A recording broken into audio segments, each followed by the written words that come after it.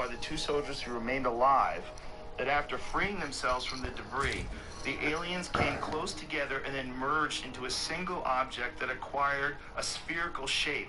That object began to buzz and hiss sharply and then became brilliant white. In a few seconds, the spheres grew much bigger and exploded by flaring up with an extremely bright light. At that very instant, 23 soldiers who had watched the phenomenon turned into stone poles. Yeah, only 2 soldiers who stood in the shade and were less exposed to the luminous explosion survived. For context, the UFO incident is said to have taken place in 1942, and while there is no physical evidence of this particular craft, we can't say for certain that it didn't happen. After all, this wouldn't be the first time the government has hidden extraterrestrial discoveries from the public, and also the complete 250-page file has never been released to the public. Joe Rogan reads the concluding section of the CIA document exploring just how advanced alien technology might actually be, and it raises a critical question. If aliens exist, do we truly stand a chance against them? CIA representative stated, if the KGB file corresponds to reality, this is an extremely menacing case. The aliens possess such weapons and technology that go beyond all our assumptions.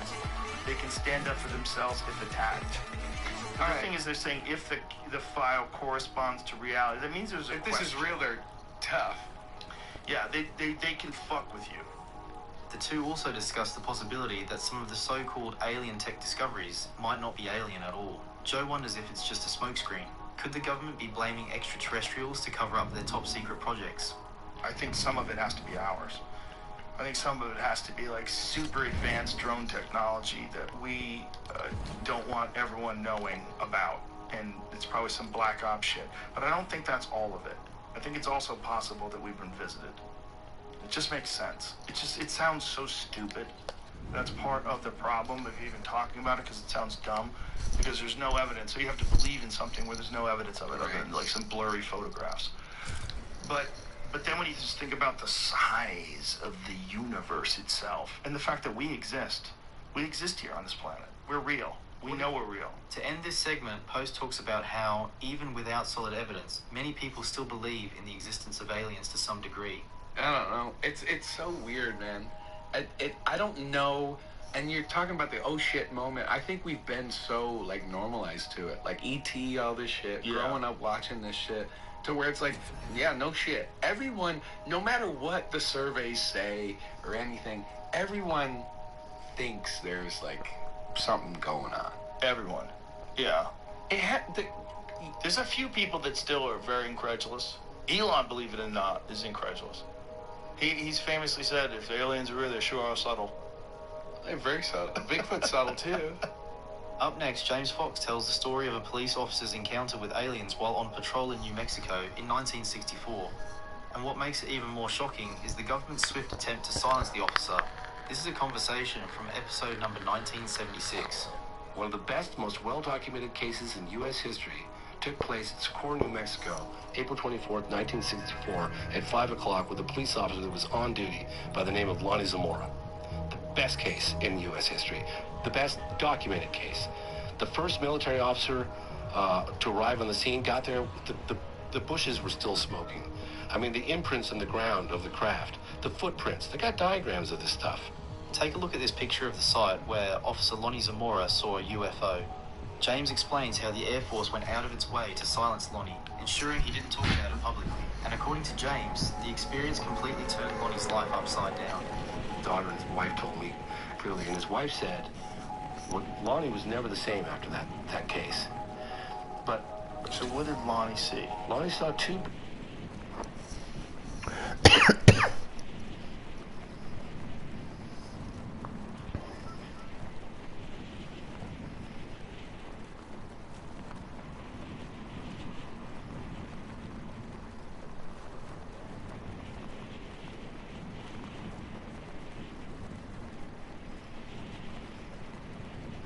beings at the base of an egg-shaped craft that was landed in an arroyo in Socorro, New Mexico in broad daylight. Lonnie looked out the window of his patrol car. He saw something that caught his eye, and then this object landed. He was actually in hot pursuit at the time. He gave up pursuit to go investigate what was going on, and he sees this object in the arroyo, in the desert, on the ground. It's such a well-documented case. And he rolls down his car window, and he's looking at it, and he's going, am I looking at like an overturned car? What the hell am I looking at? And then he sees two little figures. He said they were childlike at the base of the craft, and one of them locked eyes with him. And his wife said he was never the same after that.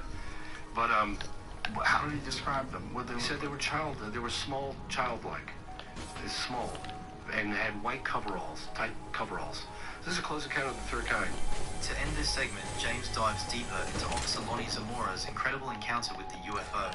He describes how the craft looked, the mind-blowing speed at which it moved, and one detail that stood out, a mysterious symbol imprinted on its body. The object was sitting on the ground, not for very long, just a few minutes. Lonnie saw the beings, and he went like around to get a closer look. I mean, he was like, what the hell am I looking at? And he drove his car around to get a closer look, and he lost contact with it for a second while he drove around to get a closer look. Now he's within 50 feet of this egg thing sitting on the ground. And he gets out of the patrol car. It starts making some weird noise, and it has a blue flame that comes out. And he said it was not like a rocket flame where it would hit the ground and dust everything up, but it pierced the ground like a knife through warm butter. And then when it got about 20 feet off the ground, it went completely silent with no flame, no nothing. You can hear a pin drop. There was a symbol on the side of the craft. It was in yellow, and it was about 3 feet tall, and it was like a V like this, 2 lines and a line on top.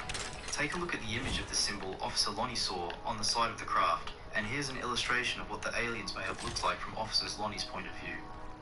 Next, Joe Rogan and David Grush discuss the concept that aliens may have created humans. They explore the topic of genetic manipulation and the seeding of life on Earth by extraterrestrial beings. This is a conversation from episode number 2065. If these things that we're experiencing are the natural progression of what happens when you do seed life on planet, or you do accelerate biological life, you do have some sort of a genetic intervention where you take this thing that it has emerging intelligence and you accelerate it, and that thing will in turn, with all of its desire for innovation and creativity, and also all of its desire to control resources and have power and have influence, that it will eventually lead to the creation of what we're seeing. That these things are the next stage of this process. And that maybe we're dealing with one form of that next stage, but there's another stage that's 1,000,000 years more advanced than that, that's far superior, that doesn't even have a biological limitation in terms of physical space, that it exists completely in some other undetectable realm. While Joe doesn't explicitly mention aliens in this specific context, his suggestion of a deliberate act of seeding life or genetic intervention could imply the involvement of a more advanced civilization, possibly alien in nature. However, it's important to note that Joe doesn't provide concrete evidence for this theory. It remains speculative and open to interpretation. As the conversation progressed, Joe addressed the skepticism surrounding advanced extraterrestrial beings crashing their spacecraft. He offers a couple of theories to explain why this could be happening. I always wonder, when there's a crash, or when there's a body, or when there's a this, that, like, and people say, well, what, like, if they're so advanced, why are they... What issue me from where? What version are we looking at? We're not saying there's one thing that's visiting us. If there's one thing that's visiting us and we know where this one thing is, we can say, oh, well, that thing, it deals with a completely different solar system that's not as vulnerable, it doesn't have asteroid clouds, it doesn't have all these different things where it's like, it doesn't have a planet that has super volcanoes. Maybe life evolved in a more stable environment and it allowed it to get to a far greater technological level, but not the ultimate. Yeah, we might be testing the extent of their adaptability, and like I said, are they crashing by accident? Right. Mission failure? Or on purpose? Joe makes it clear to Grush how little we know about the universe. He highlights the vastness of the universe compared to human life. He also discusses the James Webb Space Telescope's recent discoveries, which have raised questions about the universe's age and timeline. How about the Big Bang itself? Like, Yeah. What happened? Something smaller than the head of a pin, for no known reason, becomes everything? Yeah. Okay.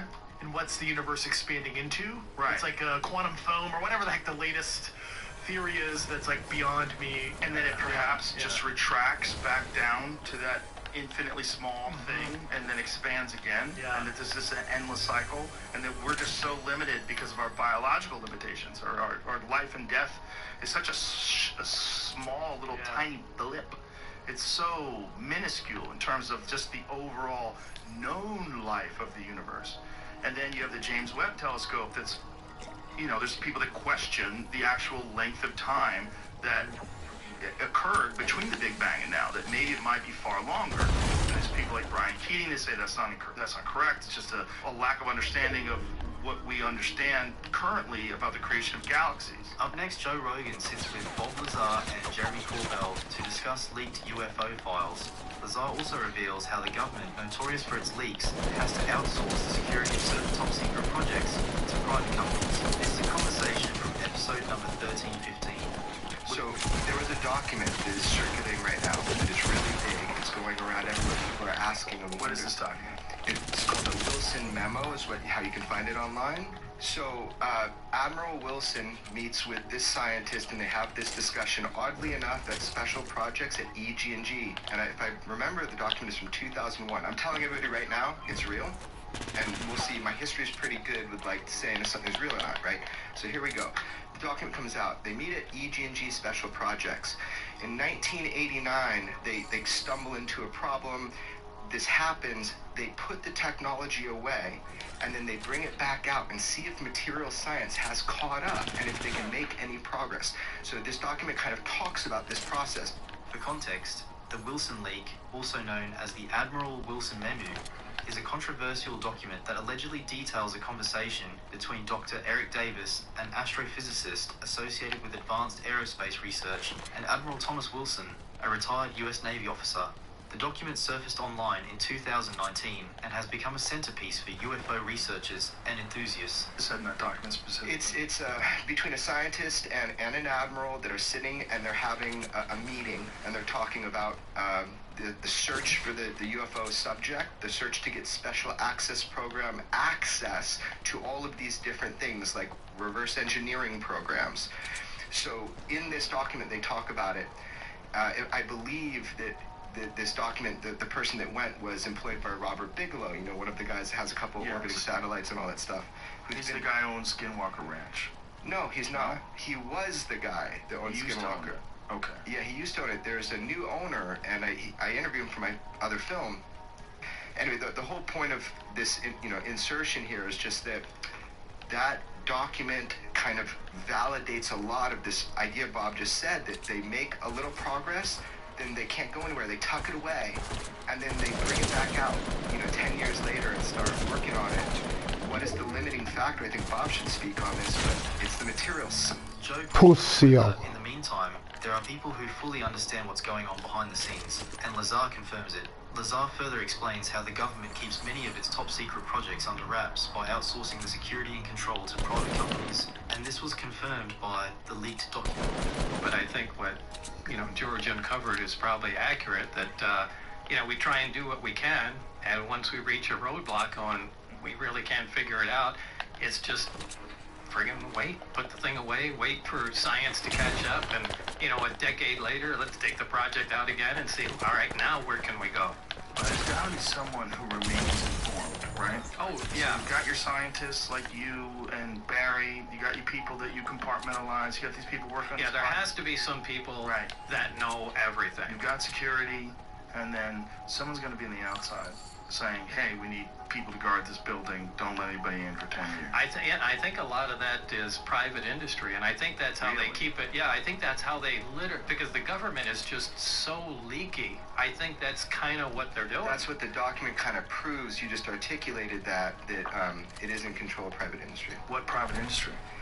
Some aerospace company? Something? I don't know. Yeah, the admiral wouldn't name it in the conversation. Right. Yeah. Up next, James Fox sits down with Joe Rogan to discuss the 1996 alien sighting in Brazil. The story centers on 3 girls who claim to have communicated with a wounded alien, only to face efforts by the country's military to silence them. This is a conversation from episode number 1976. Is there any conventional explanation why the military shut everything down? Why they had military barricades set up around that area? No, they did try to say that the creature was this guy who's got like some deformities. But I've seen the guy Modine or something like that. But you talk to the witnesses. But why would the military shut the town down because of the guy with deformities? And then for the doctors in the hospital, they said, oh, there was like a midget having a baby or something weird, just something that was just so ridiculous. It was like, and you talk to the witnesses and they're just like, oh, come on, I'm not gonna, that's laughable at best. For context, in 1996, an extraordinary event occurred in the small town of Varginha, Brazil. Known as the Brazilian Roswell, it became famous for claiming an alien encounter. Several people said they saw strange things, including 3 young girls who reported seeing a mysterious creature. The story quickly spread around the world and became one of the most talked about UFO cases ever, but the government didn't want this story to gain too much attention. So, the military stepped in, took the alien's body, and started spreading cover-up stories, just as James mentioned earlier. I mean, these girls came within 8 to 10 feet. Three women. Katya, 2 sisters, Liliani, and Valkyria, 14, 16, and 21. They got within 8 to 10 feet in broad daylight of this creature. And one of the things that doesn't come across in the film, when they saw this thing, they're looking like, what are we looking at here? They're walking through this field, and it's up against a cinder block wall. Right, then what? And one of them was looking at it and said, what is that? And it was crouched by the wall. It was weak and feeble. And one of them kind of like screeched. Ah, what is that? And it turned, and it looked right at the girls, locked eyes on them. Liliana grabs her younger daughter, her younger sister, who's 14, Valkyria, and hightails it out of there. Katya. Oh no, man. Locked eyes with this creature and is communicating with her. Please help me. It wants help. It's weak and it's feeble and it's scared, and it's crouched down. Liliani realizes that Katya.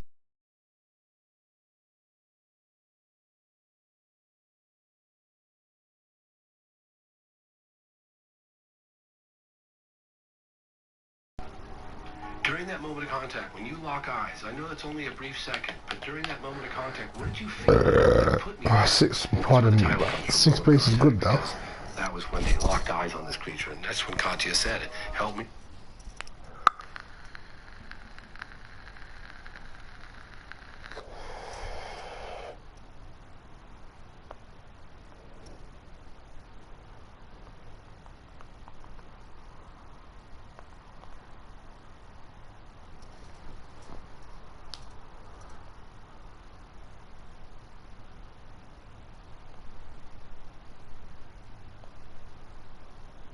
I'm scared, and it was feeble and suffering, and it's a very powerful moment.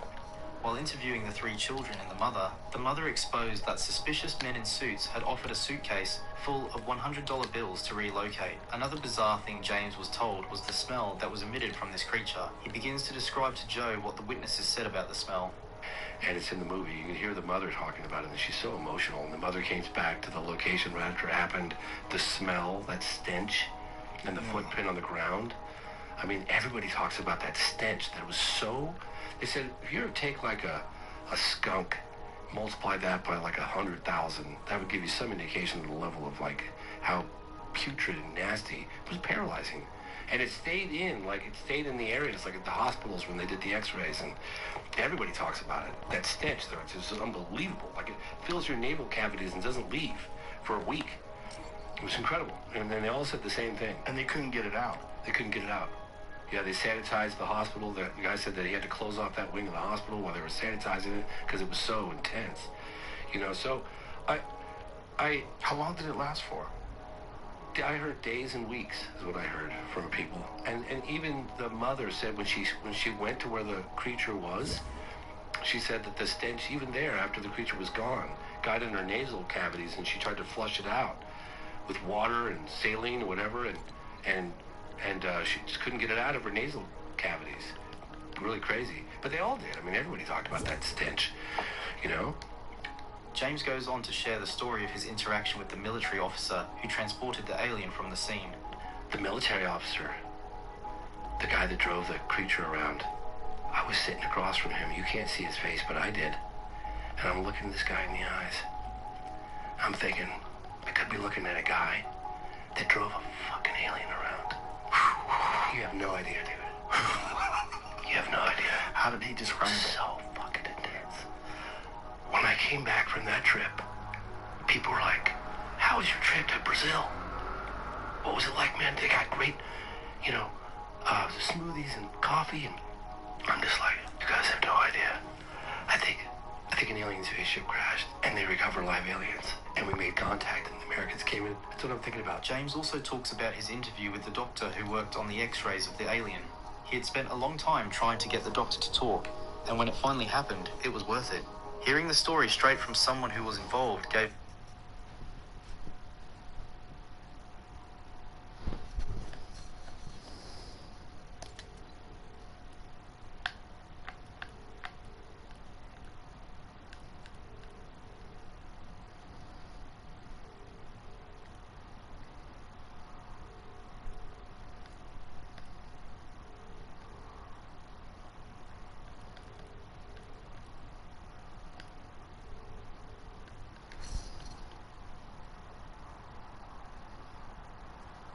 gave James more insight into the days and made the mystery feel even more real.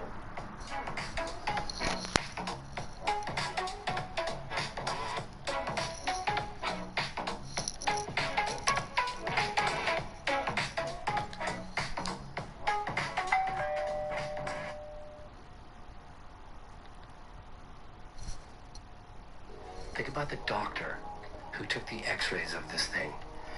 Marco Leal. Thank you, Marco. You're the man. Marco Leal found him 8 years ago. And he was like, he confirmed the story. He was still working at regional hospital. He goes, I'll never come forward. Marco kept going every year, back and forth. Then he retired. 4 years after he retired, he agreed to meet with us. He wasn't even sure he was going to go on. I said, look, man, we'll film you from the back. We'll disguise your voice. Showed us photographs of him at the hospital. We know we've been trying to get at him. Excuse me. I'm gonna come back in a bit, people. I just so need to much go better do something quick. about shouldering that burden for 26 years. Joe asks James